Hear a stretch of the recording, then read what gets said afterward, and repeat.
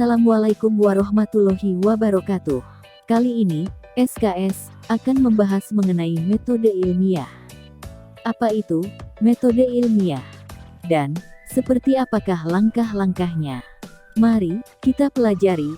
Sebelum kita memasuki materi inti pada video ini, ada pertanyaan paling mendasar yang perlu kita jawab terlebih dahulu, yaitu, bagaimana biologi lahir dan menjadi sebuah ilmu? Biologi lahir karena adanya rasa ingin tahu manusia terhadap fenomena biologi. Misalnya, rasa ingin tahu kita terhadap asal-usul kehidupan. Maka, dalam benak kita akan timbul suatu pertanyaan. Misalnya, bagaimana asal-usul kehidupan di muka bumi ini? Untuk memecahkan atau menemukan jawaban dari pertanyaan kita, tentu saja kita perlu melakukan suatu pengamatan atau penelitian terhadap alam. Penelitian yang dilakukan haruslah memiliki tahapan-tahapan yang sistematis dan logis, sehingga penelitian kita dapat menghasilkan suatu jawaban yang akurasinya relatif bahkan tepat. Hal ini yang disebut dengan metode ilmiah. Seperti apakah tahapan dari metode ilmiah? Mari kita lihat. Tahap pertama adalah observasi. Dengan mengamati dan memperhatikan alam, seringkali kita menemukan suatu masalah, yang dalam hal ini berupa masalah biologi. Masalah merupakan suatu ketidaksesuaian antara harapan dengan kenyataan. Masalah biologi dapat timbul dari fenomena alam maupun hasil observasi.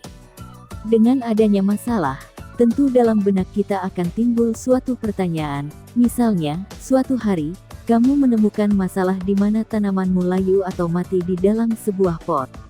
Maka, hal ini akan membuat kamu bertanya-tanya, apa kiranya yang menyebabkan tanaman ini layu atau mati? Setelah diselidiki, rupanya kamu menemukan bahwa kondisi tanah di dalam potnya sudah sangat kering. Kegiatan yang kamu lakukan ini merupakan tahap mengumpulkan informasi. Proses pengumpulan informasi ini tidak hanya terfokus pada titik permasalahannya saja, tetapi dapat juga dilakukan dengan mengakses beberapa sumber literatur, seperti buku, internet, dan hasil penelitian yang pernah dilakukan sebelumnya. Tahap selanjutnya dalam metode ilmiah yaitu membuat hipotesis atau dugaan sementara.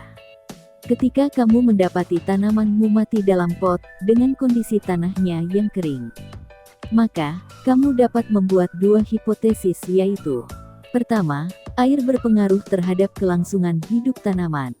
Dan hipotesis kedua, air tidak berpengaruh terhadap kelangsungan hidup tanaman. Tahap selanjutnya, yaitu melakukan percobaan atau eksperimen.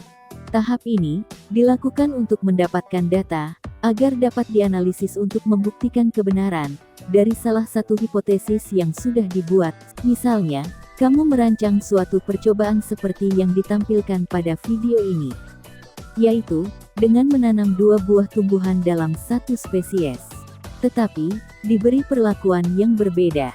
Tanaman satu disiram seminggu sekali, sedangkan tanaman yang kedua tidak disiram atau dibiarkan selama percobaan berlangsung. Tanaman satu disiram seminggu sekali, sedangkan tanaman yang kedua tidak disiram atau dibiarkan selama percobaan berlangsung. Misalnya, percobaan ini akan dilakukan dan diamati selama 1 bulan. Setelah 1 bulan, kamu amati dan bandingkan kondisi dari kedua tanaman tersebut.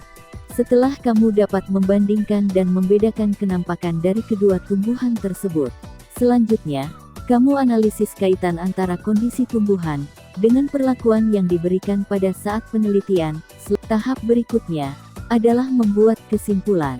Ini merupakan tahap terakhir dari metode ilmiah, yaitu menyimpulkan hasil penelitian dan analisis data agar dapat menjawab pertanyaan penelitian. Artinya, kesimpulan ini harus membuktikan kebenaran dari salah satu hipotesis yang sudah kita buat. Jika didasarkan pada hasil percobaan tadi, didapatkan data bahwa tumbuhan yang disiram setiap seminggu sekali tetap tumbuh subur hingga akhir penelitian. Sedangkan, tumbuhan yang tidak disiram sama sekali selama penelitian mengalami layu bahkan mati. Artinya, dalam hal ini, dapat disimpulkan bahwa Air berpengaruh terhadap kelangsungan hidup tanaman.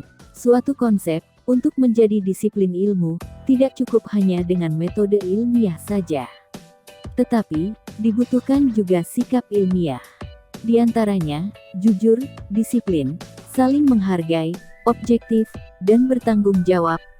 Jika metode ilmiah dan sikap ilmiah berkolaborasi dan terkombinasi dalam diri seorang ilmuwan, maka, hal ini dapat menghasilkan penemuan-penemuan yang luar biasa dalam bidang biologi. Berikut ini, beberapa dampak positif dari penemuan-penemuan para ilmuwan dalam bidang biologi. Pertama, di bidang kedokteran, yaitu, salah satunya teknik pembuatan bayi tabung. Kedua, di bidang farmasi, seperti, penemuan dan pembuatan vaksin. Ketiga, dalam bidang teknologi pangan. Misalnya, pembuatan makanan dengan teknik fermentasi dan pembuatan protein sel tunggal. Keempat, di bidang pertanian. Misalnya, yaitu pembuatan bibit unggul dan tanaman transgenik melalui teknik kultur jaringan. Kelima, dalam bidang peternakan. Misalnya, cloning atau membuat keturunan suatu spesies yang mirip dengan induk pendonor sel tubuh. Contohnya adalah, domba Dolly. Selain dampak positif, tentu saja banyak pula dampak negatif yang ditimbulkan dari penemuan-penemuan di bidang biologi ini.